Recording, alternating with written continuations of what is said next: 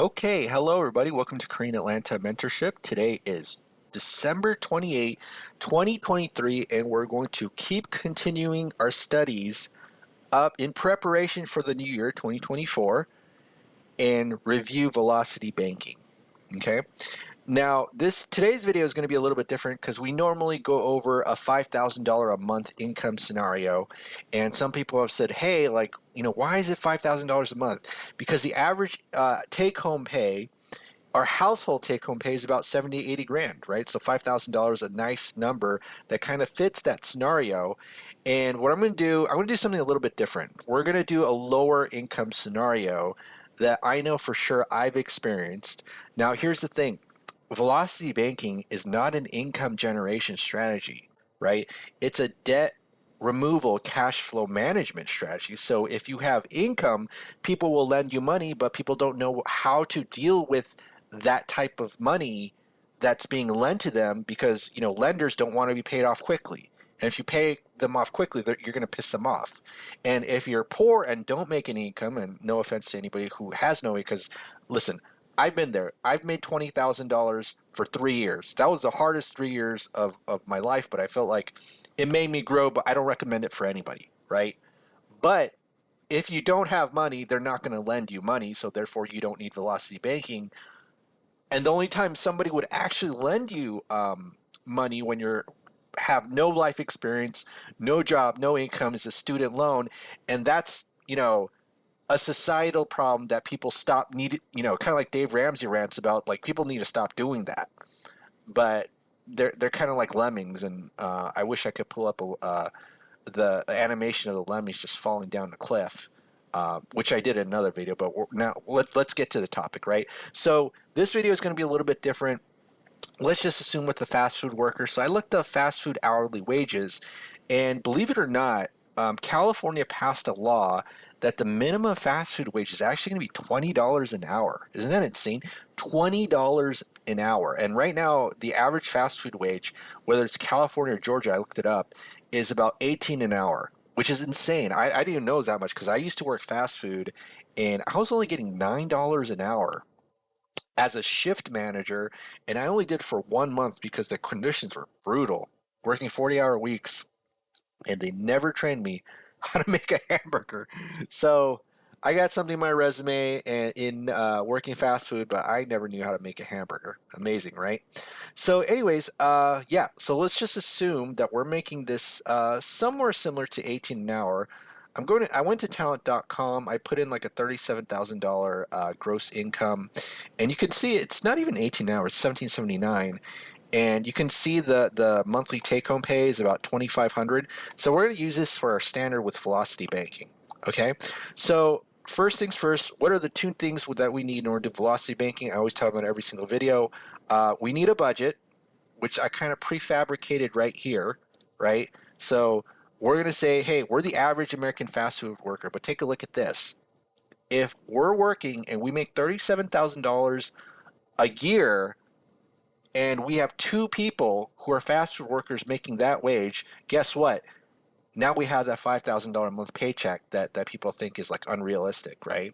So $5,000 a month is two people. One person is $2,500 a month. Now, if you're the only earner of your household, you probably might have less expenses, especially in rent, because if you don't know anything about like how landlords work, they only usually rent to you a place if you make three times the rent, right? So if the rent's like, you know, $2,000, they want to see a $6,000 a month income. So you're probably going to have some roommates. You see what I'm saying? Unless you're living with family, which is a whole nother story. And then if you do live with family, you should like probably combine your income. And you know, in general, in life, the most successful people combine resources, right? Okay, so now we'll just assume 2,500. We need our expenses, and then whenever we do an expense breakdown, we make sure that every single debt that we have is its own line item. General expenses like rent, other food and insurance, gas, we could just kind of combine into one line item. But the point is that every debt that we have that we pay off leads to more cash flow, right? But here's the other thing. If you make a little bit of income or not that much income, like I said, most people won't lend money to you, right? I remember when I made little income, I was so happy to get a $500 credit card because I got denied for other credit cards. You need income, right? Whenever you apply for credit, what do they ask for? Income, and they check your credit. But if you have good credit and you have no income, they ain't going to lend you money because lenders aren't stupid. They want to make money too. They want to make people let money from people who have money, right? That's what they want to do. So, as I said before, if you don't have income, for the most part, velocity banking is going to help you that much, right? Because you need to focus on making more income so that when people do lend you money, want to lend you money, and it's not something stupid like a student loan, which isn't properly underwritten, you'll be able to pay it off quickly. Okay? All right. So now let's just go ahead and figure out the monthly payments for these, right? So let's complete this expense breakdown. So let me go here. So let me do this. $500 a month and 27%, and that's a 1625 monthly payment. Now I get it that every bank is different because sometimes if it's like sometimes it's like, oh, you have to either pay $30 minimum or 1% or 2% or some sort of percentage on a formula, and it's like whatever is the higher of the two numbers you have to pay, or you must pay at least 30 a month. So sometimes some banks wouldn't consider this number to be realistic because if you only own $16, they might want like $30 a month as a minimum monthly payment. So they don't go always strictly by the formula. But let's just go back here. Credit card number one, 3,200, 3,200, and then we'll say this is 30%, right? 30%, and we'll calculate, and that's $112, right? So the reason why I say that when you're a lower income worker, velocity banking, yes, it'll help you, but it's not going to help you that much compared to someone who has a lot more debt.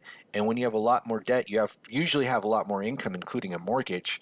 Um, think about this: if you pay off these two debts, you only get about $128 of cash flow back.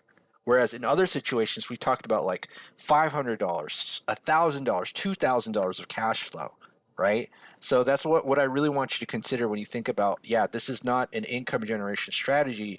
It's more about managing your debt and cash flow. Now, for rent, if we're making $2,500 a month, we probably need to share a room. So we'll just say $500 a month for rent. And then for other food, gas, insurance, usually these are somewhat fixed expenses. And let's go ahead and sum these up. So I'm just going to sum up B8 to B12, or B11, doesn't matter. B11, B12. Okay, now let's see how much we have back if we just do some subtraction. So it's B2 minus B3, right? So $671.75 a month, which is essentially our cash flow. I don't know if you want to copy this or not. Sometimes people put zero here because what they're saying is that if you have debt and you have checking and savings and you're not applying that checking and savings to your debt, then you're essentially just losing money. That's the concept of the zero cash flow here, even though technically you're at positive cash flow. All right. So whatever. I mean, we could just put this at zero, could put this at 671.75. It really doesn't matter. All right. So now what's our second requirement? We've done our budget. Now we need our line of credit. So let's say that we went to the bank, right? And the bank was offering us a $3,500 line of credit. What is that? All it is a financial tool where you can borrow money, pay it back, and then reuse it over and over again, right? So isn't that what a credit card is? Yes, absolutely. But credit cards have some restrictions, right? They do have some restrictions, and there's other types of lines of credit where you click a button on the bank's website and they'll dump cash to your checking account. Whereas credit cards, usually they do that, but on very rare occasions, okay?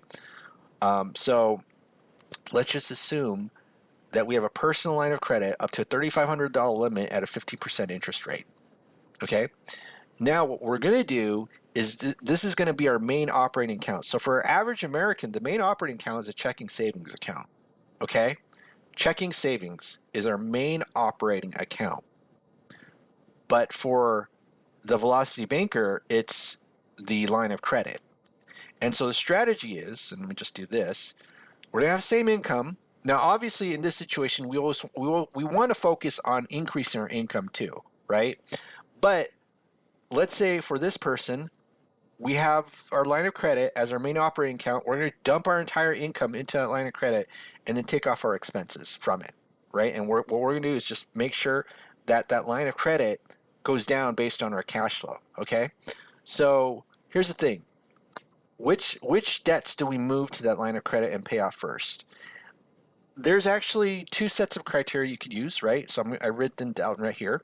So you could use their general debt payoff criteria. So any debt that fits in these three categories as much as possible, the highest payment, the lowest balance, and the highest interest rate, you move that debt to the line of credit. Or you could use this cash flow index formula, which is a statement balance divided by the minimum monthly payment. And let me just kind of show you how that works. Okay. This ignores the interest rate. But all it is let's say you take the statement balance, divide it by the monthly payment, so you get this arbitrary number, and let's do that the credit card, 500 divided by 1625, right? And let me go ahead and format this, if I could format this correctly. Oopsie. So number format, and we'll do number up to 2 decimal places. Okay, so basically what it's saying is that out of the two, right, you want to pay off the one that is the lowest number. It's an arbitrary number, but you always want to pay off the one with the lowest number. This is especially useful if you have like 15 debts. I've seen people, no joke, with like 15 debts, and you just apply this formula, and it's beautiful because it tells you which one to pay off like first without really having to think about it. Whereas if you use this criteria, you kind of have to think, right? Like you have to say, okay, which one has the highest payment? Oh, it's this one, right? Which one has the lowest balance? Oh, it's this one right here, $500. Which one has the highest interest rate? Oh, this one. So I'm going to do credit card one because it fits that criteria to two of the three, right? Whereas for this one, this cash flow index form just gives you a straight up number, and it's like a ranking system, in my opinion. It's like, okay, how much cash flow do you get in comparison to the debt, right? And so let's think about like a mortgage. For a mortgage, you get, let's say you have a $200,000 mortgage, you pay that off, you only get $1,200 of cash flow back, which is not that much. So if you ever apply this formula, that's why that you get over, like the cash flow index is over 100, and that's considered a loan that you want to pay off last, right? Okay. So now we've done that. So what we're going to do is just rearrange our finances, and what we're going to do is just pay off this debt here, 3,200. And then now what's going to happen is that when we pay off this debt, this is going to go to zero. All we did was a simple debt transfer, and all these other things will stay the same, right? The rent, other credit card, all going to stay the same for now. Now, what we're going to do, okay, is just copy this. Checking and savings is going to be zero because we're going to dump our entire paycheck into line of credit. And then, right, our monthly cash flow is going to be C2 minus C3 is going to be $783.75, right? And I think what we can do is after doing this one time, so just do H2 minus our cash flow, 783.75, we can essentially move this $500 credit card debt, right? All right, so now let's just do this. So what we're going to do is, this will be month 0 when we move the debt, month 1, and then we're going to get the interest off of these two numbers, okay? So what's the interest off of these two numbers? What we do is take the average daily balance of this, right? So if you don't know how credit card interest or credit card interest or line of credit interest is calculated, it's based on the average daily balance. Again, this average formula takes the midpoint between these two balances. So it's not going to be totally realistic, but it's a good starting point to kind of estimate how much interest you're going to pay. And then you multiply it by the interest rate, which is 0.15. So you see that interest rate is 15%, 0.15, and then you divide it by 12, right? Divided by 12 to get the monthly interest, and it's $35.10. Now here's the thing, right? Now what we can do is we can just move this $500 And to be honest, it's going to be a little bit chipped off because, after one payment, it might be like 490 or 480 or whatever. Probably 490 because the payment is like 1625, and half of that's probably going to go to interest, or 2/3 of it. But let's just assume it's $500 anyway. So what we're going to do is now we're going to move this to the line of credit. So let's just go ahead and do that. Plus 500. Bam. Right? So now our new balance is 2916. But look at this. Our new cash flow is 800. See how that went up to 800? Right? 800. Okay.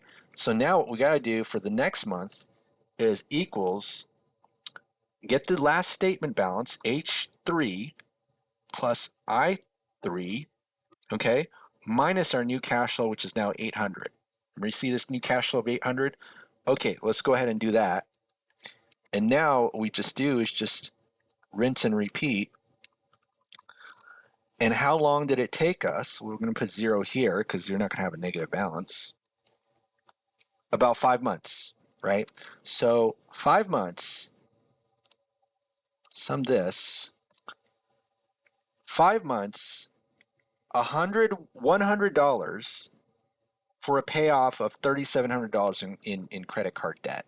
Okay, so result equals 5 months of payoff and $100 of LOC, line of credit interest, right? To pay off, what's the amount? It's 3,700, so 3.7K, right? Now, what do people normally do, right? So if they're not doing this, usually they just kind of pay the minimums, right? And if you kind of take a look here, if you just pay the minimums, eventually the balance of the line of the not the well the line of, it's technically the line of credit, the credit card will die, but you'll have paid double the interest on the credit card balance, which is what people want, which is what the lenders want, right? But if you're doing it this way, so take a look at this, and this is just for one card, 3,200. Would you rather pay $100 for in interest, or would you pay $7,000? Up to you, right? I'd rather pay $100 of interest and still maintain control of my money. That's the most important part. We still maintain control of our money. And look how little interest we paid, and it's all done within 5 months, and we're good, right? So now after every month, we can save about $800. Again, it's better than what we had before, but if I were this person, yes, I would do velocity banking, but that wouldn't be my main strategy at this stage of life. I would also focus on increasing that income in whatever we can, focus on sales, focus on marketing, focus on maybe job hopping. Job hopping is like the easiest way to increase your income. You know what I mean? Like if you're a W-2 worker, totally recommend it. Now, the only reason I wouldn't job hop if you're a W-2 worker is if you know the ins and outs of your job, and maybe you don't want to, you feel like, hey, I might go to a new job, but that it might actually be more stressful because I don't know the ins and outs of that job, but I know the ins and outs of my current job, and I can just like put myself on autopilot, go to sleep, and do whatever it is I want. That's the only time maybe I wouldn't recommend job hopping. But if you want to increase your income, job hopping is probably the easiest way to do it. All right. So this is Korean Atlanta Mentorship. If you're interested in joining our group, go ahead and click the Google form link below. Other than that, counting down to 2024. Have a great day, everybody, and we will speak next time.